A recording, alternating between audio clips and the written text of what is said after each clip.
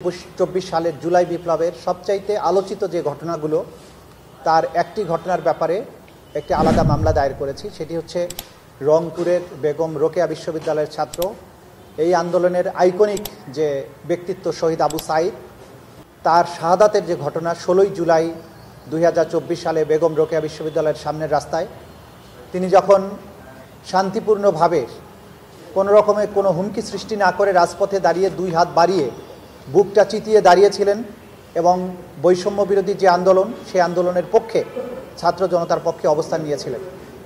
সেই সময়ে তাকে পরপর বেশ কয়েকটি গুলি করে হত্যা করা হয়। এই হত্যাকাণ্ডের আগে বেগম রোকেয়া বিশ্ববিদ্যালয়ের সেই সময়ের প্রক্টর এবং ছাত্রলীগের নেতাকর্মীরা এই বৈষম্য বিরোধী ছাত্র আন্দোলনের উপরে নানানভাবে বৈষম্য বিরোধী ছাত্র জনতার উপরে কয়েক দফায় হামলা করে, তাদেরকে বিশ্ববিদ্যালয়ের ভেতর থেকে লাঠিপেটা করে বাইরে বের করে এবং রাস্তায় যখন তারা দাঁড়িয়েছিল তখন খুব ঠান্ডা মাথায় একের পর এক গুলি করে তাকে হত্যা করা হয়।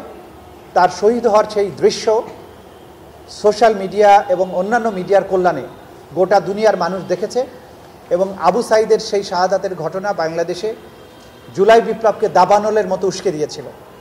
সেই ঘটনায় যারা দায়ী, যারা সরাসরি গুলি করেছিল তাদের মধ্যে দুজন, একজন হচ্ছেন এসআই আমির হোসেন, আরেকজন কনস্টেবল সুজন চন্দ্র রায়। তারা অলরেডি রংপুরে দায়েরকৃত একটি মামলায় জেল হাজতে আটক আছেন।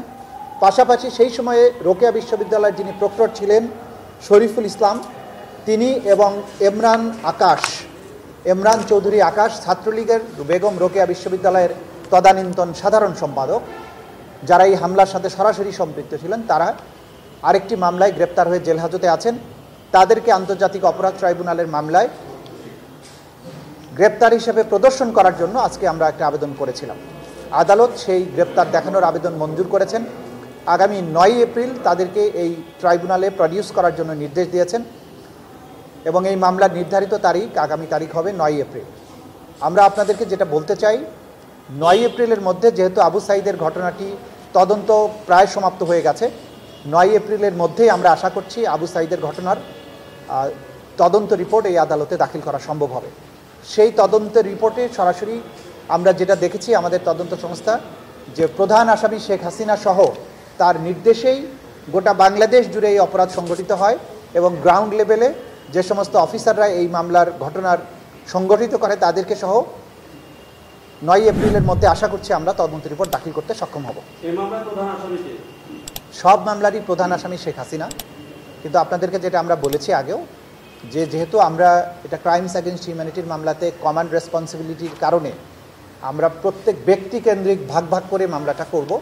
শেখ হাসিনার বিরুদ্ধে একটা আলাদাভাবে তদন্ত রিপোর্ট দাখিল হবে, কিন্তু সকল মামলার ঘটনার প্রধান আসামি শেখ হাসিনা আমরা ওইভাবে বলবো না, কারণ শেখ হাসিনা হত্যা সহ সব ঘটনার দায়ে তার বিরুদ্ধে আমরা সম্পূর্ণ আলাদাভাবে তদন্ত রিপোর্ট দাখিল করতে যাচ্ছি।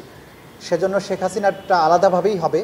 আবু সাইদের ঘটনায় শেখ হাসিনার হুকুমের কথা সব কিছু উল্লেখ থাকবে, কিন্তু এইখানে শেখ হাসিনা বাদে বাকি যারা পারপিট্রেটর গ্রাউন্ডে ছিলেন তাদের বিরুদ্ধে রিপোর্টটা দাখিল হবে।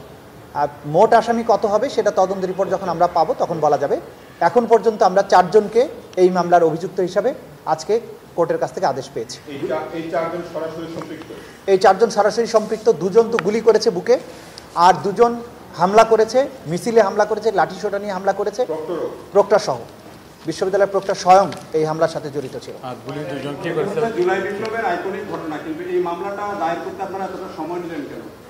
এটার কারণ হচ্ছে যে তদন্ত আমরা ঢাকা কেন্দ্রিক যে ঘটনাগুলো ঘটেছে সেগুলোর ব্যাপারে আমরা প্রধানত মনোসংযোগ করেছিলাম, কারণ ব্যাপক মাত্রার নিষ্ঠুরতা হয়েছে ঢাকায়, সেগুলোর এভিডেন্স যাতে নষ্ট না হয় সেই ব্যাপারে আমরা বেশি মনোযোগী ছিলাম। রংপুরের ব্যাপারে তদন্ত আমাদের অব্যাহত ছিল এবং রংপুরে যেহেতু 2টো মামলা হয়েছে, একটা